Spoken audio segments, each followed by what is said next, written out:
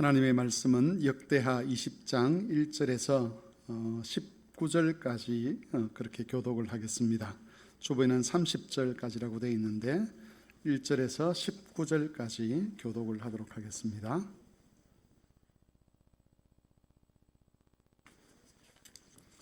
역대하 20장 1절에서 19절까지 말씀을 한 절씩 교독하겠습니다.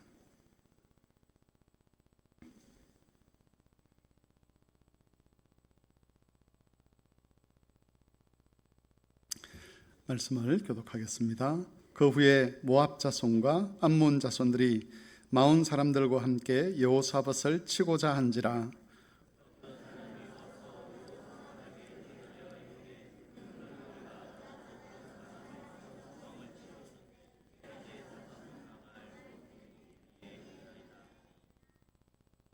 여호사밧이 두려워하여 여호와께로 낯을 향하여 간구하고 온 유다 백성에게 금식하라 공포하매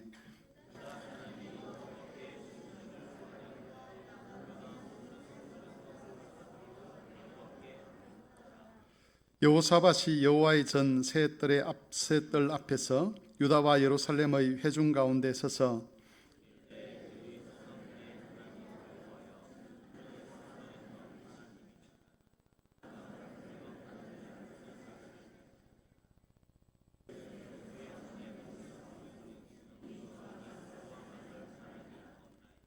우리 하나님이시여, 전에 이 땅 주민을 주의 백성 이스라엘 앞에서 쫓아내시고 그 땅을 주께서 사랑하시는 아브라함의 자손에게 영원히 주지 아니하셨나이까?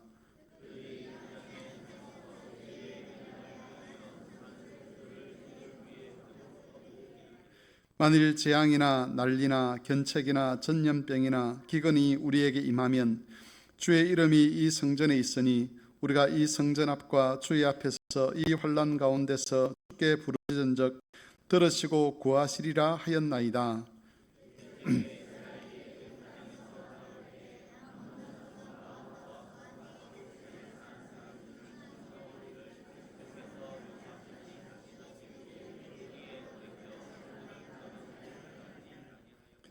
이제 그들이 우리에게 갚는 것을 보옵소서. 그들이 와서 주께서 우리에게 주신 주의 기업에서 우리를 쫓아내고자 하나이다.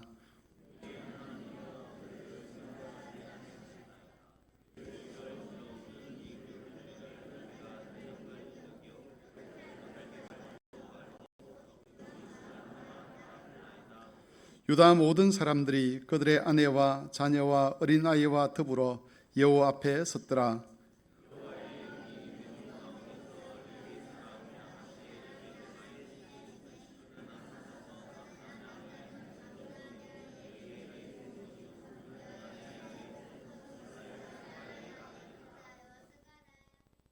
야하시엘이 이르되 온 유다와 예루살렘 주민과 여호사밧 왕이여 들을지어다. 여호와께서 이같이 너희에게 말씀하시기를 너희는 이 큰 무리로 말미암아 두려워하거나 놀라지 말라. 이 전쟁은 너희에게 속한 것이 아니요 하나님께 속한 것이니라.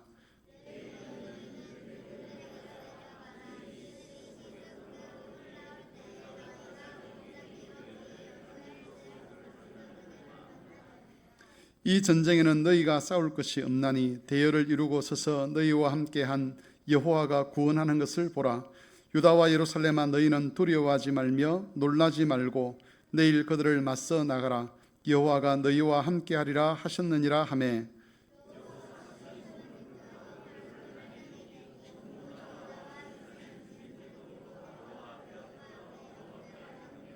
같이 읽겠습니다. 그하 자손과 고라 자손에게 속한 르이 사람들은 서서 심히 큰 소리로 이스라엘의 하나님 여호와를 찬송하니라. 아멘.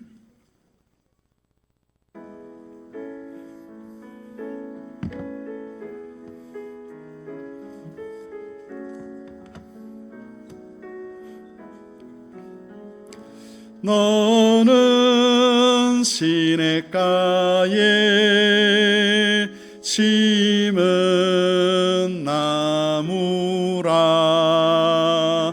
하나님의 사랑 안에 믿음 뿌리 내리고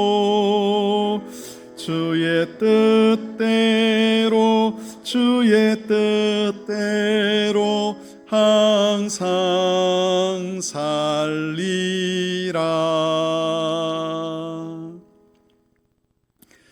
네, 오늘은 본문의 말씀을 중심으로 여호사밧 왕과 그 시대 백성들에게 일어난 일을 살펴보고 또 그것을 통해서 여호와께서 자기 백성들에게 어떻게 힘이 되시는가 하는 것을 살펴보고자 합니다. 여호사밧 왕은 등극할 때에 하나님으로부터 칭찬받는 왕이었습니다. 믿음으로 그의 왕의 생활을 시작했다는 것이죠. 그는 그 시대의 풍조였던 바알 신앙을 배격했던 사람입니다. 여호사밧은 여호와를 믿는 믿음으로 하나님 말씀을 따르고 또 그 계명에 순종하는 왕이었습니다. 유다 백성들을 타락시키고 있던 여러 산당들이 있었고 또 아세라 목상이 있었고 바알 신전들이 있었는데 여호사밧이 그것을 초창기에 다 없애버렸습니다. 그리고 여호사밧 왕이 했던 유명한 그런 정책 중에 하나는 레위인들에게 하나님의 율법을 가르치고 그 레위인들이 율법을 들고 전국을 다니면서 일반 백성들에게 율법을 가르치도록 했다는 겁니다. 그 이전의 왕들이 율법을 직접 배우고 그 배운 율법을 통치를 통해서 백성들에게 펼쳐내긴 했지만 일일이 레위인들을 시켜서 백성들을 찾아다니면서 각 성읍에서 말씀을 가르치는 그런 일들은 잘 하지를 않았는데 여호사밧은 초창기부터 레위인들에게 그 일을 했다는 것이죠. 그래서 그 시대에 우상 숭배로 전락해 있던 그 유다 백성들의 신앙을 하나님께로 돌이키는 일을 했던 사람이 바로 이 여호사밧 왕이었습니다. 이 이야기가 역대하 17장에 기록이 되어 있습니다. 그런데 이 여호사밧 왕이 결정적으로 나중에 잘못을 범하게 되는데 그게 뭐냐면 아합의 집과 동맹을 맺는 일이었습니다. 여호사밧은 어떤 정치적인 이유 또 군사적인 이유 때문에 아합과 동맹을 맺고 아합의 딸을 자기 아들의 아내로, 그러니까 자기의 며느리로 삼는 그런 일을 했습니다. 아합은 우리가 지금까지 살펴보았던 대로 북왕국 이스라엘 왕이긴 했지만 북왕국 이스라엘 왕 중에서도 가장 악한 왕으로 하나님께 평가를 받았던 그런 왕입니다. 여호와께 대한 믿음이 거의 없고 그리고 하나님을 아는 지식도 없고 이세벨에게 속아서 이스라엘 백성을 완전히 바알을 섬기는 그런 집단으로 전락시킨 인물이 바로 아합이었습니다. 그런 왕과 혼인 동맹을 맺은 것이지요. 혼인 동맹을 맺고 나니까 교류가 활발하게 이루어졌습니다. 사람들이 오기도 하고 가기도 하고 이렇게 교류가 활발히 이루어졌는데 군사적인 교류, 문화적인 교류 이런 교류들을 통해서 북왕국의 우상 숭배와 그리고 그들의 죄가 남왕국 유다로 흘러들어오는 결정적인 계기가 되었습니다. 초창기에는 바알 산당도 없애고 아세라 목상도 없애고 그리고 유다 지역에 흩어져 있던 여러 잘못된 우상들 산당들을 다 없앴고 또 레위인들을 시켜서 하나님의 율법을 곳곳에 가서 가르치도록 했던 그런 왕이었는데 아합과 잘못된 동맹을 맺으면서부터 유다 나라에 다시 바알 신전이 들어오고 아세라 신전이 들어오고 그리고 백성들이 타락하는 그런 일이 일어났다는 겁니다. 그래서 초창기에 제거되었던 바알 신당들과 우상들이 예루살렘에 다시 세워지고 유다 나라에 다시 세워지고 그것이 나중에 많은 시간이 흐른 이후에 여호야다 제사장에 의해서 제거되는 그때까지는 이스라엘의 신앙이 우상 숭배로 얼룩지는 그런 신앙이 되도록 만들었던 인물이 바로 여호사밧 왕이었습니다. 하나님께서는 이 여호사밧 왕과 타락한 유다 백성들 그들이 여호와께로 돌아오도록 하기 위해서 두 가지 일을 하셨는데 첫 번째는 선지자 예후를 여호사밧에게 보내어서 경고를 하는 것이었습니다.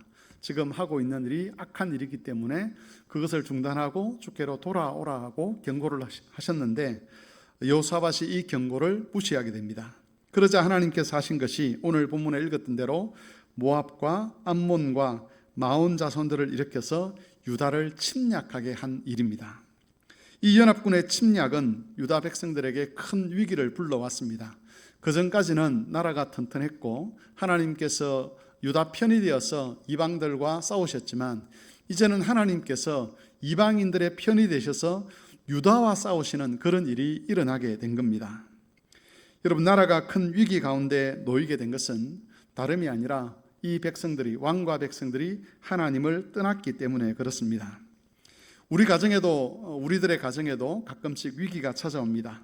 또 우리 개인의 삶에도 위기가 찾아오는데, 물론 하나님의 어떤 큰 뜻 안에서 우리의 직접적인 죄와 관련 없는 그런 위기도 있을 수 있습니다. 때로는 복음 때문에 당하는 그런 위기도 있을 수가 있지요.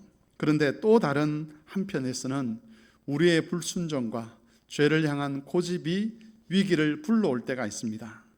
죄가 반복되고 죄를 회개하지 않으면 하나님께서 위기를 통해서 우리를 다듬으시고 하나님의 뜻을 생각나게 하십니다. 그래서 죄로 말미암는 그런 위기를 겪지 않기 위해서 우리가 미리 조심을 해야만 합니다. 부모님이 자녀들이 뭘 잘못할 때 바로 한 번에 매질을 하지는 않지 않습니까? 이렇게 한번 경고하고 저렇게 한번 경고하고 또 이렇게 한번 달래기도 하고 저렇게 달래기도 하다가 안 되면 그때 회초리를 드는 게 그게 일반적인 순서입니다. 하나님께서 여러 경로를 통해서 말씀하실 겁니다. 그건 틀렸다, 그건 아니다, 그건 내려놓아야 한다, 그 삶에서 돌아서야 한다. 그런데도 우리가 돌아서지 않으면 위기를 하나님께서 우리에게 보내시죠. 여러분도 아마 그런 경험이 있을 것이고 저 역시 그런 경험이 있습니다. 근데 위기도 단계가 있죠. 첫 번째 위기는 하나님께서 우리로 하여금 각성하도록 하는 위기인데, 그렇게 하나님이 위기를 보내셨음에도 불구하고 말을 듣지 않으면 많은 손해를 보고서야 깨닫는 그런 방법을 하나님이 사용하십니다. 그래서 그 손해를 보기 전에 하나님께서 우리에게 말씀하실 때, 깨우치실 때 주께로 돌아오는 것이 그게 참된 지혜입니다. 손해를 다 보고 나면 그것을 회복하기가 참 어렵습니다. 그 손해본 것을 가지고 어쩌면 평생을 살아가야 되는 그런 어려움이 있을 수도 있죠. 그런 지경에 내몰리지 않기 위해서 하나님께서 돌아오라고 하실 때는 반드시 하나님께로 돌아와야 하는 겁니다. 두려움에 직면한 여호사밧은 낯을 여호와께로 향하고 온 유다 백성을 끌어모읍니다. 어른들만 모이는 것이 아니라 아이들도 부녀자들도 다 모아서 하나님 앞에 금식을 하며 여호와의 구원을 간구하게 되죠. 우리는 이것을 통해서 여호사밧과 유다 백성들이 믿음의 사람이었음을 알 수가 있습니다. 위기 앞에서 불신자들과 믿음의 사람들의 반응은 다릅니다. 믿음 없는 사람들은 위기 앞에서 원망을 하죠. 그런데 믿음의 사람들은 위기 앞에서 하나님의 은혜를 구합니다.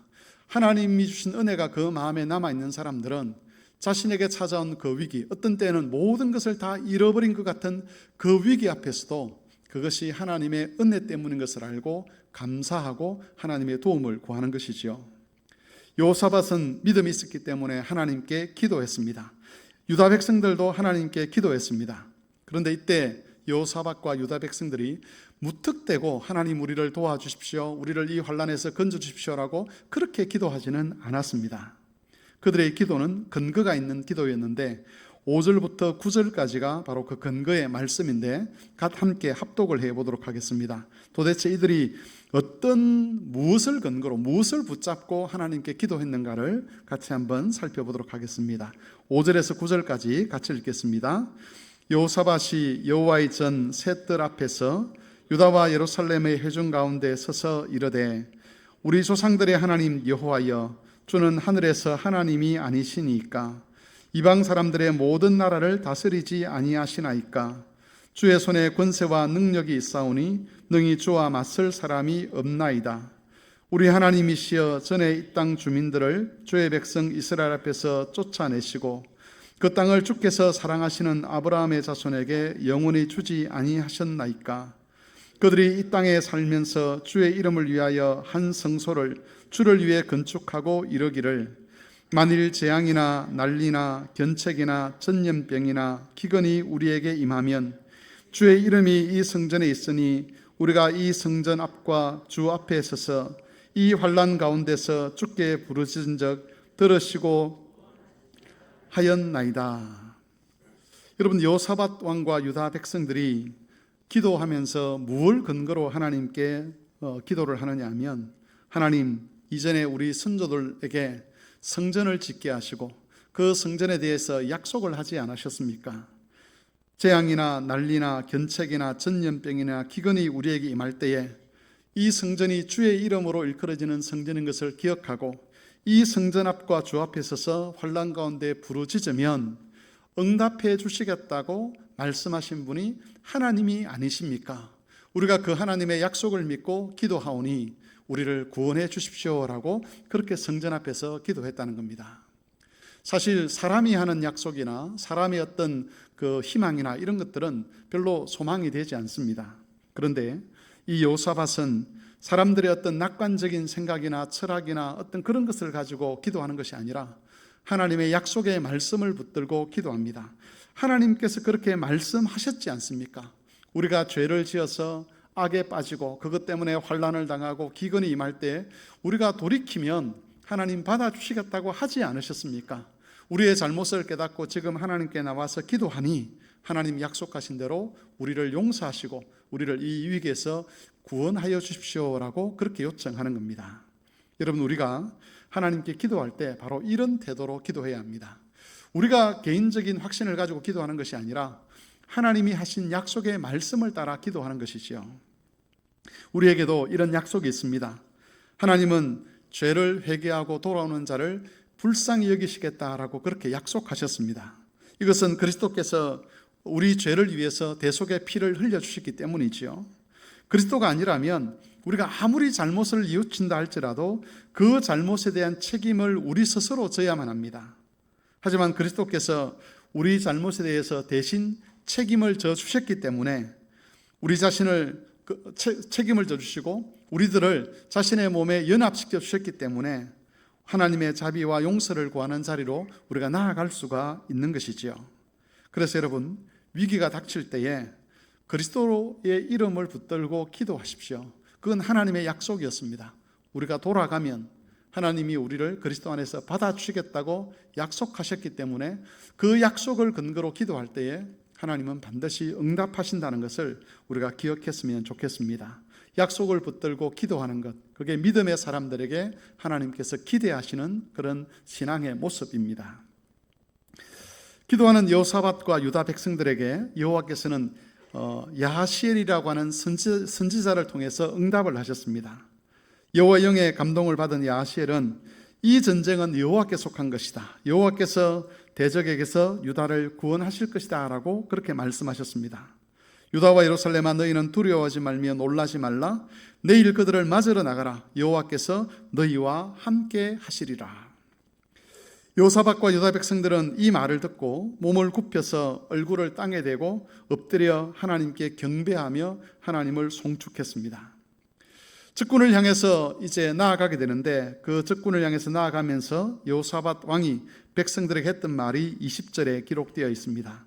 너희 하나님 여호와를 신뢰하라. 그리하면 견고하게 서리라. 그의 선지자를 신뢰하라. 그리하면 형통하리라 하고 여호사밧 왕이 백성들에게 용기를 북돋아 주는 것이지요. 이 여호사밧의 말에는 두 가지 중요한 믿음이 포함이 되어 있습니다. 첫 번째는 여호와를 신뢰하는 것과 그의 선지자를 신뢰하는 것이 동일하다는 믿음입니다. 여러분 20절을 한번 보십시오. 거기 보면 먼저 뭐라고 이야기를 하느냐 하면 너희 하나님 여호와를 신뢰하라라고 이야기를 합니다. 그리고 뒤에 가서는 그의 선지자를 신뢰하라고 그렇게 이야기를 합니다. 이것은 여호와를 신뢰하는 것과 선지자의 말을 신뢰하는 것이 같은 일이라는 것을 의미합니다. 다시 말해서 여호와께서 선지자를 통해서 자신의 뜻을 나타내시기 때문에 그 선지자의 말을 신뢰하는 것, 그게 곧 여호와를 신뢰하는 것이라고 인정하는 것이지요. 여호사밧은 하나님 여호와께서 어떤 방식으로 자기 백성과 함께 하는지를 알았습니다. 하나님은 이전부터 그 백성들과 함께 하실 때 특별히 선지자들을 통해서 말씀하시는 것을 통해서 백성들과 함께 하셨습니다. 가장 대표적인 것이 모세와 이스라엘이죠. 하나님께서 이스라엘을 애굽에서 불러내실 이후에 그들을 인도해 가실 때에 물론 구름 기둥과 불 기둥으로 함께 하긴 하셨지만 그것보다도 이스라엘과 함께 하신다는 하나님의 징표는 모세를 통해서 그들에게 하나님의 말씀을 들려주시는 일이었습니다. 하나님의 영이 떠나고 나면 뭐가 사라지느냐 하면 하나님의 말씀이 사라지게 됩니다. 하나님의 영이 떠나면 선지자들이 활동을 하지 않게 됩니다. 그래서 하나님께서 북왕국 이스라엘을 심판한다라는 것을 나타내실 때에 어떤 일을 하시느냐 하면 하나님의 선지자를 북왕국 이스라엘 땅에서 이방인 땅으로 보내시는 일을 합니다. 이 땅에는 선지자가 없다. 이 말은 더 이상 하나님이 역사하지 않는다, 그런 의미입니다. 여호사밧 왕은 하나님께서 자기 선지자를 통해서 역사하신다는 것을 알았습니다. 그래서 선지자가 말씀을 전할 때에 그 말씀을 여호와의 음성으로 들었던 것이고, 백성들을 향해서도 선지자의 말을 순종하는 것이 곧 여호와를 순종하는 것이라고 그렇게 권면할 수가 있었던 것입니다. 여러분, 하나님은 지금도 자기 백성들에게 역사하실 때에 말씀으로 역사하십니다. 전에도 한번 말씀을 드렸지만 우리는 성령의 역사라고 이야기할 때에 어떤 초월적인, 기적적인, 또 우리 눈에 보기에 신비한 어떤 것들을 행하시는 하나님의 역사라고 그렇게 기대를 할 때가 많습니다. 그런데 예수님께서 성령을 보내시면서 약속하신 것은 그 성령을 통해서 우리가 하나님의 말씀을 깨닫게 된다는 것이었습니다. 하나님께서 말씀을 통해서 역사하시는데 우리가 깨닫지 못하면 하나님이 함께 하신다는 것, 하나님의 능력과 은혜를 경험할 수가 없는 것이요. 그래서 보혜사 성령을 보내셔서 바로 그 하나님 말씀이 무엇을 의미하는지 깨닫게 하시고, 그 말씀이 우리 심령에 새겨져서 순종하게 하시고, 그 순종하는 자리에 하나님께서 약속하신 은혜와 능력이 임하도록 하신 것입니다. 이것이 하나님께서 자기 백성과 함께 하시는 방식인데, 여호사밧이 그 백성들을 향해서 여호와를 의지하라, 또 선지자를 의지하라 라고 했던 그 근거가 바로 여기에 있는 겁니다. 두 번째는 여호와께서 말씀하신 대로 반드시 이루어진다는 믿음입니다. 백성들을 향해서 여호와를 의뢰하라, 그 선지자를 의뢰하라, 그래야만 하나님께서 형통케 하실 것이다 라고 권면했던 이 권면의 이면에는 하나님이 말씀하신 것이라면 반드시 이루어진다라는 그 믿음이 포함되어 있었다는 겁니다. 여호사밧 왕은 성전을 향한 기도에 대한 하나님의 약속을 믿었습니다. 우리가 성전을 향해서 기도하면 하나님은 용서해 주실 것이다, 우리를 도우실 것이다. 왜? 하나님께서 그렇게 말씀하셨기 때문에 그 약속을 믿었고, 두 번째는 야시엘을 통해서 응답하신 그 말씀을 믿었습니다. 내가 너희와 함께 하겠다, 반드시 너희를 돕겠다라고 하신 그 두 말씀을 믿고 그 말씀에 근거해서 백성들을 향해서 권면할 수가 있었던 것이죠. 특별히 여기서 여호사밧 왕이 하나님의 형통함에 대해서 말을 하는데, 이 형통함은 단순히 눈앞에 펼쳐진 전쟁에서 승리한다는 것만을 의미한 것이 아니었습니다. 하나님께서 우리 조상들에게 말씀하신 모든 것이 이루어지게 될 것이다, 하나님께서 그것을 이루실 것이다 라고 약속하고 있는 것이죠. 여러분, 이 믿음은 매우 중요합니다. 우리가 믿음이라고 할 때 거기에는 반드시 믿는 내용이 있어야 하는데, 하나님을 믿는다라고 할 때 크게 두 가지가 거기 포함되어 있습니다. 하나는 하나님의 존재를 믿는 겁니다. 또 하나는 그 하나님이 하신 말씀이 진리라는 것을 믿는 겁니다. 아브라함의 예를 한번 들어보겠습니다. 아브라함에게 하나님이 처음 나타나셔서 내가 너에게 아들을 주겠다라고 할 때 아브라함은 그 하나님 말씀을 믿지 못했습니다. 내가 너에게 아들을 주겠다는 그 말씀을 믿지 못했던 근거가 있었지요. 내가 나이가 너무 많다. 아브라함이 그렇게 생각합니다. 내가 나이가 많다. 그게 첫 번째 근거고, 두 번째는 내 아내의 경수가 끊어졌다. 다시 말하면 이제 생리를 하지 않는 것이고 아이를 낳을 수 없는 여자가 되었다는 겁니다. 이미 폐경기를 지나서 아이를 낳을 수 없는 불임의 여성이 되었는데 무슨 아이가 생길 수 있겠느냐라고 하는 것이 아브라함의 생각이었고, 바로 그런 합리적인 생각에 근거해서 하나님의 말씀에 대해서 반응을 하는데, 하나님, 제가 하나님을 경외하긴 하고 하나님이 살아계시다는 것 알긴 하겠는데 하나님의 그 말씀은 내가 믿지 못하겠습니다라는 그런 태도를 처음에 보였다는 겁니다. 하지만 하나님의 능력은 아브라함이 생각했던 모든 장애물들을 다 제거를 해버렸습니다. 그리고 말씀하신 바로 그대로 아들을 갖게 하셨습니다. 이런 믿음의 본질이라고 하는 것은 모든 불가능할 것 같은 그런 상황 속에서도 하나님이 말씀하신 것이 진리라고 인정하고 그것에 근거해서 행동하고 말하고 생각하는 것, 그걸 믿음이라고 하는 겁니다. 아브라함은 나중에 이삭을 제물로 바치라는 하나님 말씀에 순종하죠. 그걸 믿음이라고 그럽니다. 왜 믿음이라고 하느냐 하면 아브라함에게는 분명한 약속에 대한 확신이 있었습니다. 하나님이 이 아들을 통해서 생육하고 번성하도록 하시겠다, 이 아들의 씨를 통해서 천하 만민이 복을 받도록 하시겠다고 말씀하셨는데, 그렇다면 이 아이는 어떤 경우에도 살아 있어야 된다는 것을 아브라함이 알았습니다. 그래서 혹 자기가 아들을 번제물로 바친다 할지라도 방법은 모르겠지만 하나님께서 이 아이를 다시 살려서 하나님이 약속하신 것을 이루실 것이다라고 그렇게 믿은 것이죠. 하나님이 살아있는 것도 믿었고 하나님의 약속의 말씀도 믿었기 때문에 자기 아들을 번제물로 바칠 그런 각오를 할 수 있었던 겁니다. 여러분, 우리에게 하나님이 주신 약속의 말씀들이 많이 있습니다. 그 중에 몇 가지를 골라보면 우리를 그리스도처럼 바꾸시겠다는 약속이죠. 이건 현실적으로 보면 불가능할 것처럼 보입니다. 우리가 우리 스스로를 봐도 내가 예수님처럼 어떻게 바뀌겠나, 내가 죄를 짓지 않는 사람으로 어떻게 바뀌겠나, 이런 생각이 들 수밖에 없죠. 우리를 보는 것이 아니라 옆에 있는 사람들을 볼 때도 그런 적이 있지 않습니까? 저 사람이 변하겠나, 저 사람이 예수님처럼 변하겠나, 이런 생각이 듭니다.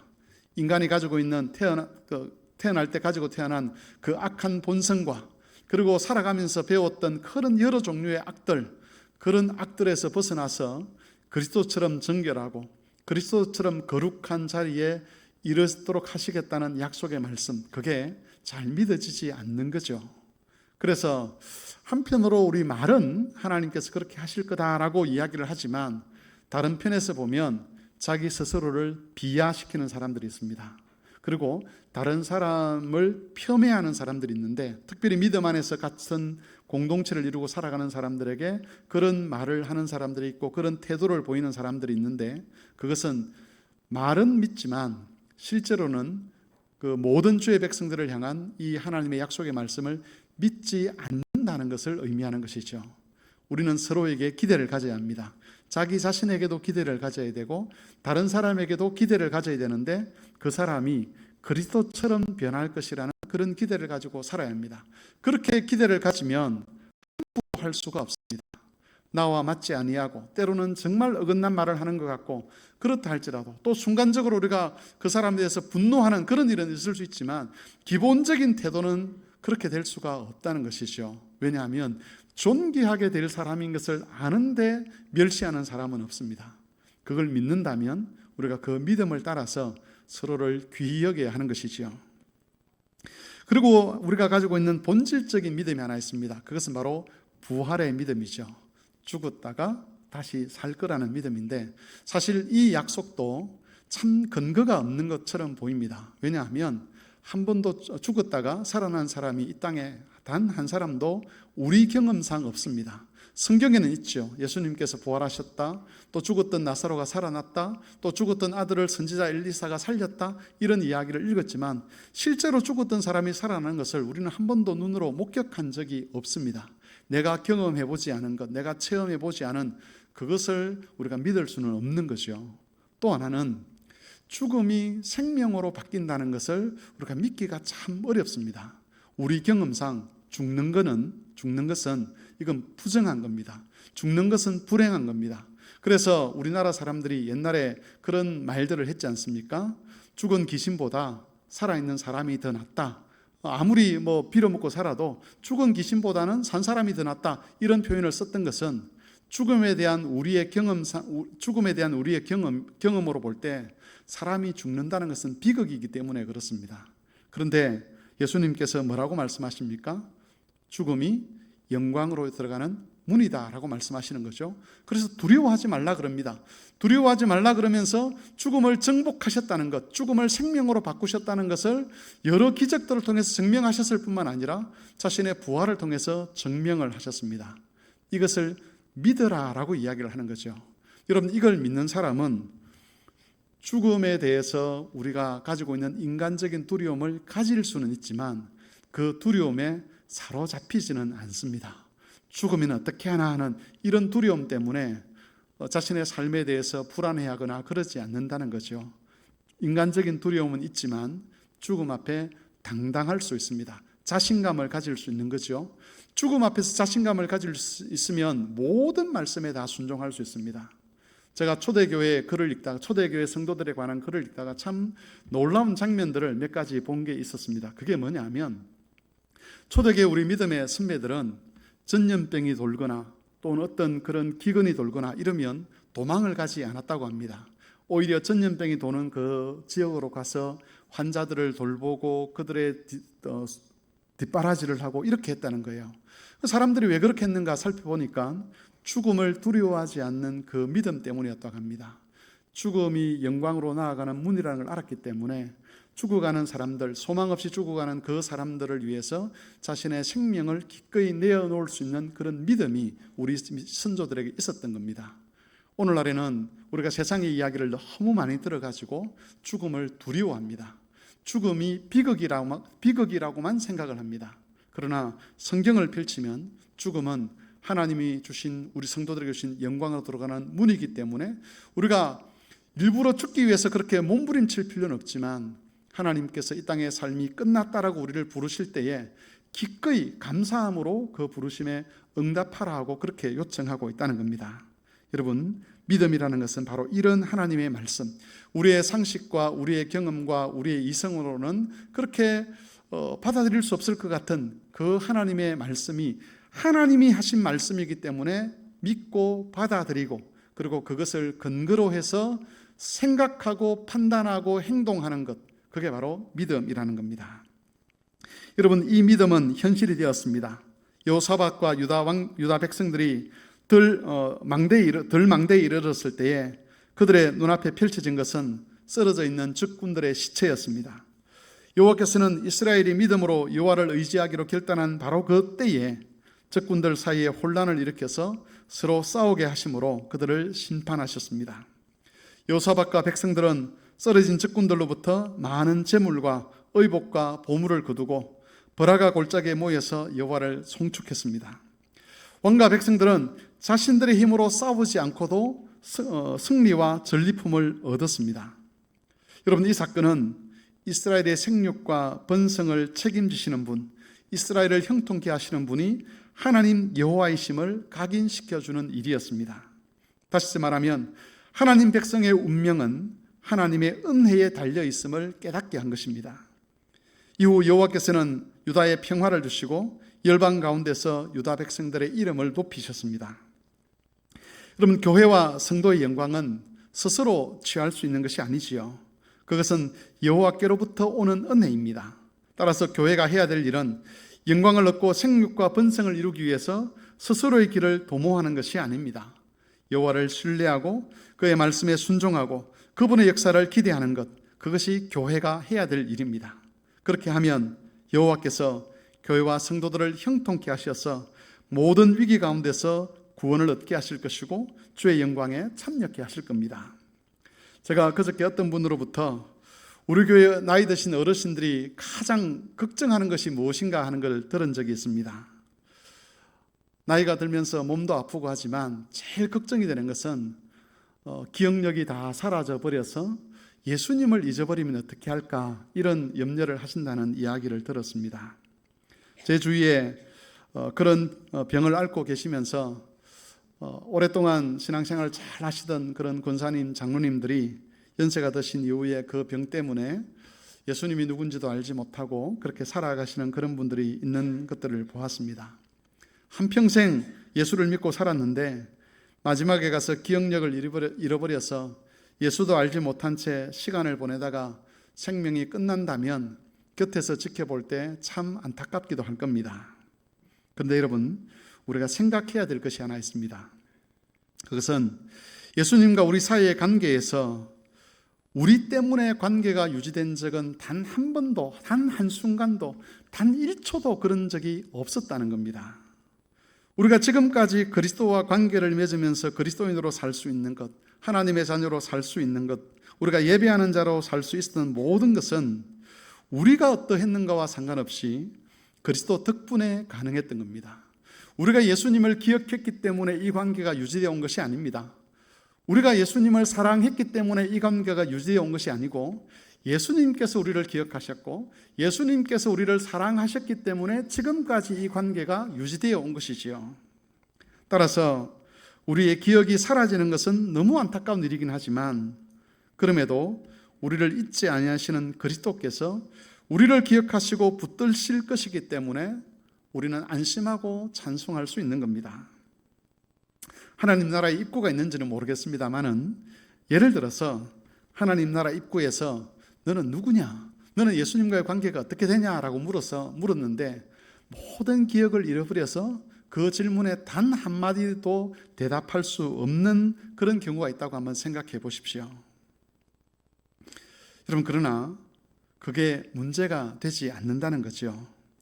처음부터 지금까지 우리가 누렸던 모든 영광과 그런 모든 어떤 복들은 우리의 어떠함이나 우리의 자질이나 우리의 실력이나 우리의 기억에 근거한 것이 없습니다.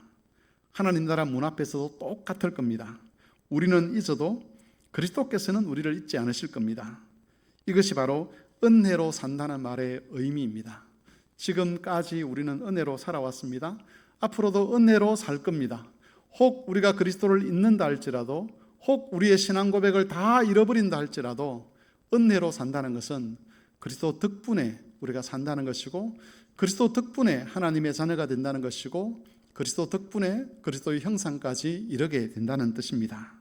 그러므로 우리가 은혜로 산다는 이 말의 의미를 마음에 잘 새기시고 자기 인생에 대해서 또 가족들의 삶에 대해서 너무 자기가 주인공이 되고 책임지는 존재가 되려고 애쓰지 마시기를 바랍니다. 물론 하나님이 주신 자리에서 목사는 목사로서 일을 해야 되고 장로는 장로로서 일을 해야 되고 권사와 집사도 또 그 직분에 따라 일을 해야 되는 것은 맞습니다. 가정에서 가장으로서 일을 또 감당해야 되는 것도 맞고, 또 어머니로서 아버지로서 일을 감당해야 되는 것도 맞고, 자녀로서 일을 감당해야 되는 것도 맞습니다. 그러나 우리의 힘과 우리의 능력으로 교회가 유지되는 것도 아니고 가정이 유지되는 것도 아닙니다. 우리의 힘으로 우리의 구원이 결정되는 것도 아닙니다. 지금까지도 하나님께서 은혜 가운데서 교회를 그 능력과 그 확신 가운데 붙들어 주셨고 앞으로도 그러할 것입니다. 가정도 마찬가지입니다. 우리가 책임지는 것이 아니라 은혜 가운데서 하나님이 책임져 주실 것이고 하나님께서 인도해 가실 것입니다. 우리가 은혜로 사는 사람이라는 것을 꼭 기억하셔서 그분의 은혜를 의지하고 그 은혜의 열매를 맺고 은혜 덕분에 찬송하는 그런 성도들이 되실 수 있기를 바랍니다.